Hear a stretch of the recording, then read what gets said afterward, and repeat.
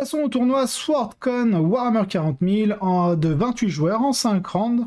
Zeda, je sais pas où c'est. Nouvelle-Zélande peut-être? Je sais pas, et puis bon. Si vous voulez me corriger en commentaire, n'hésitez pas à me le dire si c'est bien la Nouvelle-Zélande ou autre. Donc le showdown se déroule sur le scénario The Scouring. On a un Necron contre Tyrannide. 2 codex du tiers 1. Alors, nous avons donc pour le joueur Necron Heinrich Tender. Donc bon, on a un détachement Supreme Command pour le Silent King. Ensuite, on a un détachement Vanguard, donc il est en Eternal expansionniste.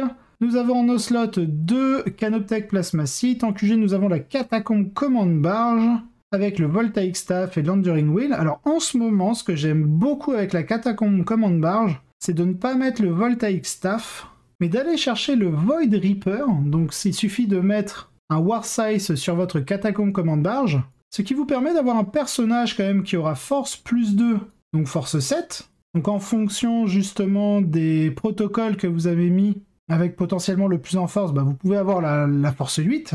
PA-4, donc contre l'armure du mépris, c'est une PA qui est très très intéressante, donc PA-3, ce qui fait sauter la plupart des sauvegardes à 5+, ou à 6+. Et donc dégâts flat 3. Et surtout, c'est sa capacité, où à chaque fois qu'une attaque est faite avec cette arme, les règles qui permettent d'ignorer la perte des blessures ne peuvent pas être utilisées. Donc ça permet vraiment, dans certains match-up, même des match-up miroirs de Necron contre les Cthans par exemple, qui ont des face cap au niveau de leur point de vie, donc ils peuvent pas perdre plus de 3 points de vie par phase. Sur d'autres unités, ça va pouvoir être 4 ou plus. Peu m'importe, les seigneurs phénix aussi, et bien justement cette arme permet de les virer. Et en général, en trait de seigneur de guerre, on peut toujours jouer avec l'Enduring Wheel, parce que c'est un trait seigneur de guerre qui est toujours exceptionnel sur la Catacombe Command Barge, mais vous pouvez aussi aller chercher l'implacable conquérant qui vous permet à toutes les unités bases, ça tombe bien, la quasi-totalité du codex Necron est base maintenant, de pouvoir relancer votre charge à 6 pouces autour de lui.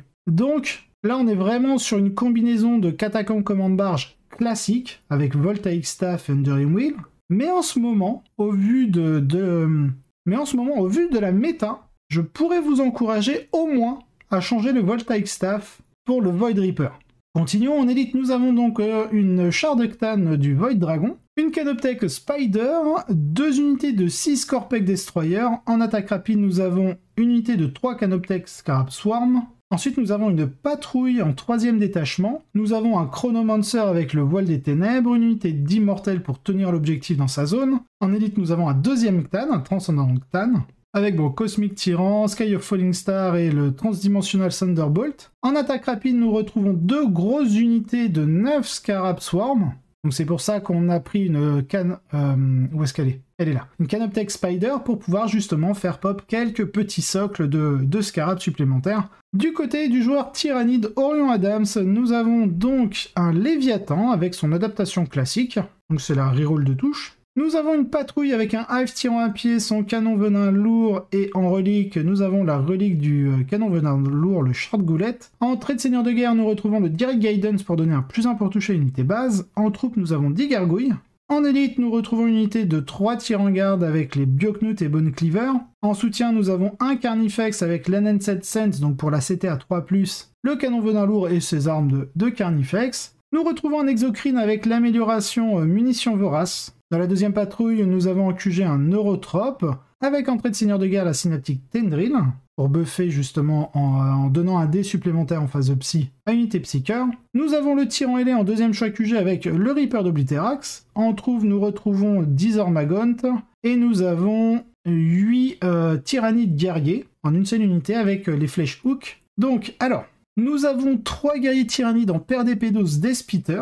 Ensuite, nous avons 3 guerriers Tyrannides en Bioknut, Épédos et Despitter. Un autre en Bioknut, Épédos, Canon Venin. Et un dernier en Bioknut, Épédos et Sicing Talon. C'est une combinaison assez... je pense que la personne a joué avec les figurines qu'il avait peut-être pas que des paires d'Épédos, donc c'est pour ça qu'il les joue comme ça. Parce que mettre autant de Bioknut, je suis pas certain que ce soit très utile.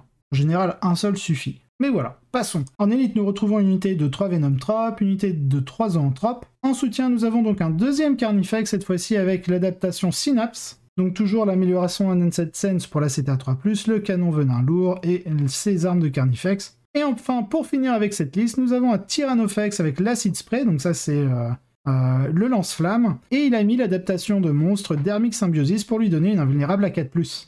Ce match est bizarre, car les unités s'alignent de toutes les façons possibles.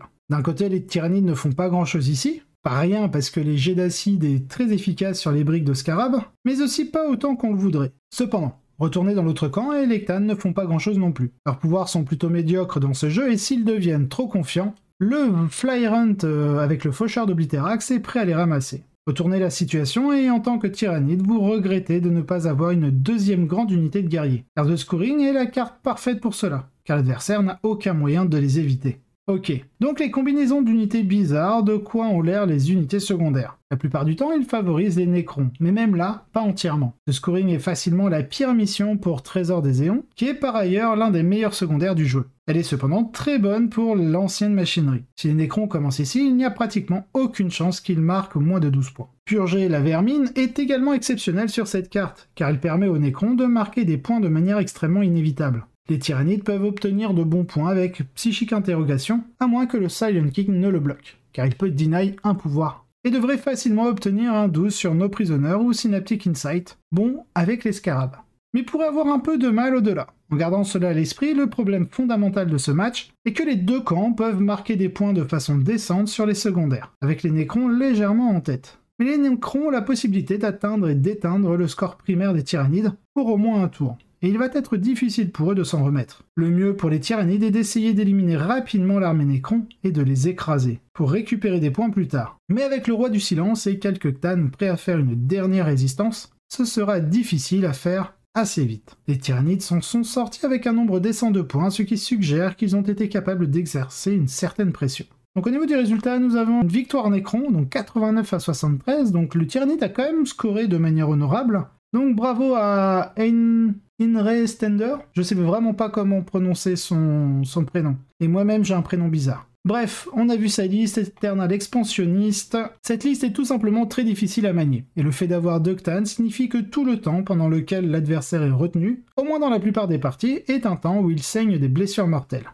Les grandes unités scarabs sont à haut risque et à haute récompense à un certain niveau. Parce que certaines choses les tuent absolument. Mais si l'adversaire n'a pas de bonne réponse, elles règnent. De plus, même si vous rencontrez des adversaires qui ont les bonnes réponses, les scarabées sont assez faciles à cacher et vous pouvez les utiliser pour un grand tour de renversement de primaire. Comme je soupçonne que cela s'est produit dans l'épreuve de force, une armée très forte dans l'ensemble. Et un grand bravo à Einre. Dans le reste du best, donc nous avons 4 autres joueurs à 4 victoires, une défaite. En deuxième place, nous retrouvons Ashley Clayton avec ses Adeptas Sororita en Bloody Rose Good Stuff. En troisième place, Michael Igo en Dark Angel, avec beaucoup de Deathwing. En quatrième place, Orion Adam avec ses Léviathans, donc ces tyrannides que l'on a vus dans le Showdown.